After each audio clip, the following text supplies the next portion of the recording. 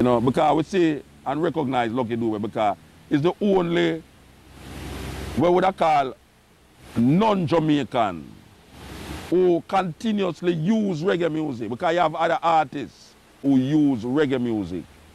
But Lucky Dube only use reggae music.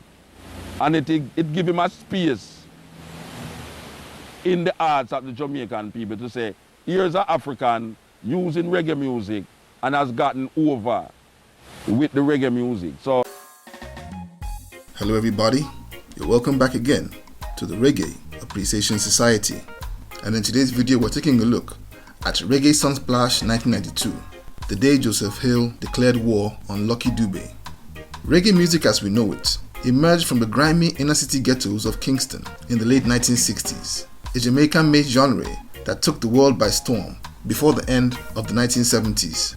Naturally, Jamaica was the main hub and is still the capital of reggae, but over the years, artists from other countries have in their own right created their own sound and lend weight to the argument that non-Jamaican artists can also hold their own. It's not an easy road, apologies to Buju, especially when the judges are Jamaican audiences that are known for being difficult to impress, or Jamaican musicians who have always jealously guarded the art form. Today there are lots of non-Jamaican artists at the highest levels of critical and commercial acclaim, but in the 90s there were very few that earned the respect of Jamaican fans and Jamaican artists alike. One spectacular case was the legendary South African reggae artist Lucky Dube.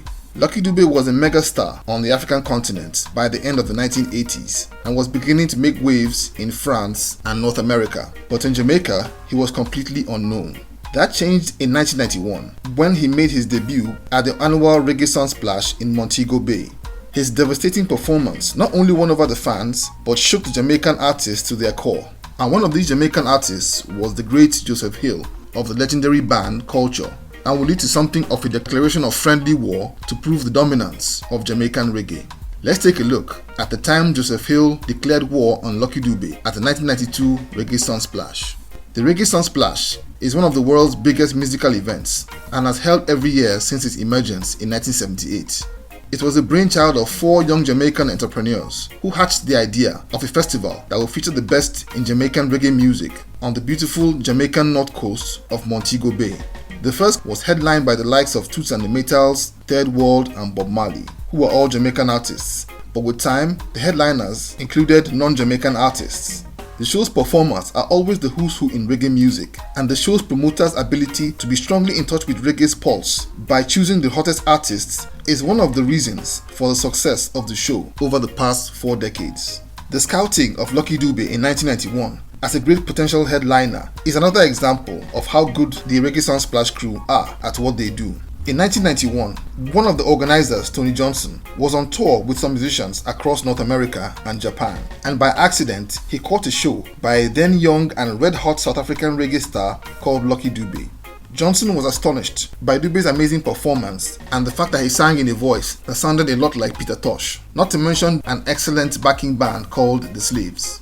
Johnson got all the information he could about Dube and then spoke to his partners about including Dube in the lineup for the next Sunsplash Festival in 1992. His partners had never heard of Dube and were skeptical of including an unknown African artist to face a possibly hostile and definitely hard to please Jamaican audience. Johnson insisted that Dube and his band would be a hit. The result was an unknown Lucky Dube and the Slaves band as one of the headliners of the 1991 edition on the closing Saturday night show. He opened with one of my favorite Lucky Dube songs, In Back to My Roots, and his spectacular performance, marked by his passionate vocals, excellent choreography by him and the entire band, blew the audience away and won over Jamaican reggae fans in a dramatic manner unseen since the dawn of the show 15 years earlier. Complete in the army fatigues that he and his band normally wore, they delivered a spectacle that was a delight to the fans, but was the equivalent of a throwdown challenge to some of the Jamaican artists watching the huge applause that greeted the end of Dube's performance.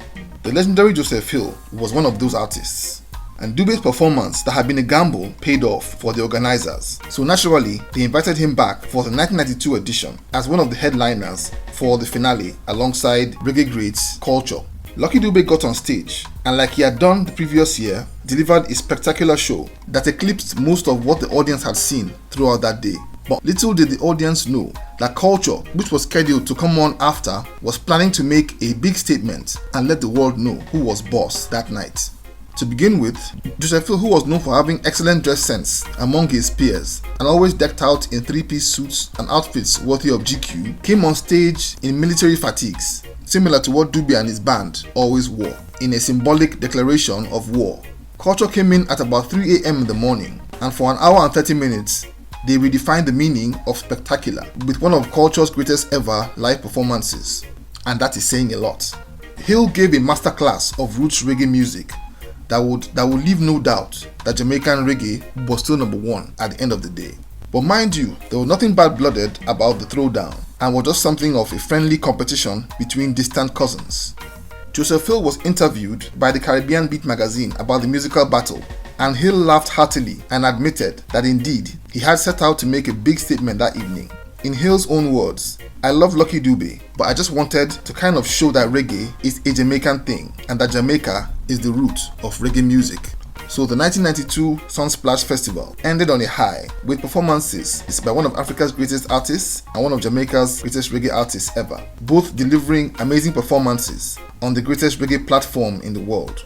They were not losers that night, but instead, it was all a big win for the two men, the fans, and the genre of reggae music. So there you have it. Thank you for watching the video today. Please leave a like, subscribe, and until next time, God bless.